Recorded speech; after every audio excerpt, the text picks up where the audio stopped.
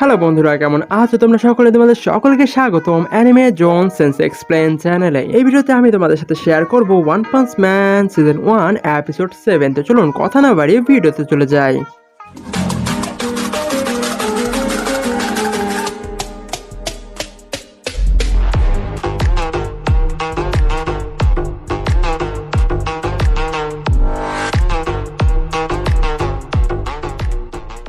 Hero অ্যাসোসিয়েশনের সকল মেম্বাররা অনেক উদ্বিগ্নে আছে, কারণ একটা মিডরাইট পৃথিবীতে আঘাত আনবে। এই উল্কা পিণ্ডটা সিটি জিতে আঘাত আনবে এবং সেখানে কিভাবে রক্ষা করা যায় সেটাই ভাবছে হিরো অ্যাসোসিয়েশনরা। এদিকে জেনোসকে ফোন করা হয় এবং তাকে বলা হয় সেখানে যেতে যেখানে এই ঘটনাটি ঘটবে, এবং জেনোস সেখানে পৌঁছেও যায়। জেনোস সেখানে শুধুমাত্র সিলভার ফ্যাংকে দেখতে পায়, যে হলো S class hero rank 2। Silver fang জেনোসকে বলে যে এখানে একটা মিডরাইট অর্থাৎ উল্কাপিণ্ড পড়বে এবং সেই কারণে সকলে এখান থেকে চলে গেছে, এবং সিটিতে কিছুক্ষণ পরেই অ্যালার্ম দেওয়া হবে এবং সকল মানুষ সেই অ্যালার্ম শুনে অনেক দৌড়াদৌড়ি শুরু করে। জেনোস তার পাওয়ারের সাহায্যে সেই মিডরারকে ঠেকানোর চেষ্টা করে, বাট তাতে কিছুই হয় না এবং জেনোসের পাওয়ার কম পড়ে যায়। সেখানে মেটাল নাইট চলে আসে এবং সে সেই উল্কাকে ঠেকানোর চেষ্টা করে তার রকেটের মাধ্যমে, বাট তাতেও কোনো কাজ হয় না। আসলে মেটাল নাইটের উদ্দেশ্য ছিল শুধুমাত্র তার ওপেনকে টেস্ট করা এবং কিছুই না। তখন জেনোস তার কোরকে বের করে তার হাতের সাথে লাগায় এবং সম্পূর্ণ ফুল পাওয়ারে মিডরারকে ঠেকানোর চেষ্টা করে তার ব্লাস্টের মাধ্যমে, বাট তাতেও কোনো কাজ হয় না। তখনই সাইটামা সেখানে চলে আসে এবং সাইটামা তার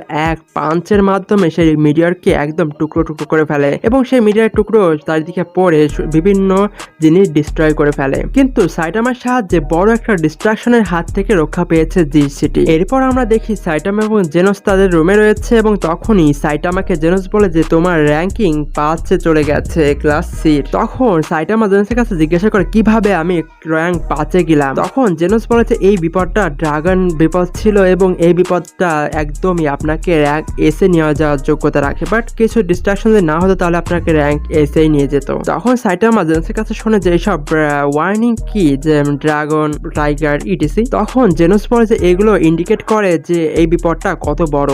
তখন সাইটামা বলে তাহলে আমি বাইরে যাচ্ছি আরো কিছু করার জন্য, এবং সাইটামাকে দেখে সেখানে টেন্ট অফ টাইগার এবং টেন্ট অফ ব্ল্যাক হোল চলে আসে। টেন্ট অফ টাইগার এবং টেন্ট অফ ব্ল্যাক হোল দুইজনে মিলে যে সাইটামাকে হারাস করতে থাকে এবং তাকে দোষী করতে থাকে এই সব কিছুর। টেন্ট অফ ব্ল্যাক হোল সাইটামাকে বলে যে তোমার কারণে মিডিয়ার ভেঙে গেছে এবং তুমি এই সব কিছু ডিস্ট্রাকশনের জন্য দায়ী। টেন্ট অফ ব্ল্যাক হোলের কথা শুনে ওই জায়গা থাকা জনগণ উত্তেজিত হয়ে যায় এবং সাইটামাকে দোষী করতে থাকে। সাইটামা তখন টেন্ট অফ ব্ল্যাক হোলকে মজা দেখায় এবং সেখানে থাকা সকলকে বলে হ্যাঁ আমি এটা করেছি এবং আমি এই সব কিছুর জন্য দায়ী। তোমাদের যদি কমপ্লেন থাকে তাহলে আমাকে না, মিডিয়ারকে বলে যে তা সেইখানে পড়েছে কেন। তারপর সেখানে জেনোস চলে আসে এবং সাইটামা বলে চলেন মাস্টার আমরা এখান থেকে যাই, এবং সাইটামা এবং জেনোস সেখান থেকে চলে যায়। জেনোস সাইটামা বলে যে কেউ জানুক আর না জানুক আমি তো জানি আপনি কত বড় হিরো এবং আপনি কত বড় কাজ করেছেন।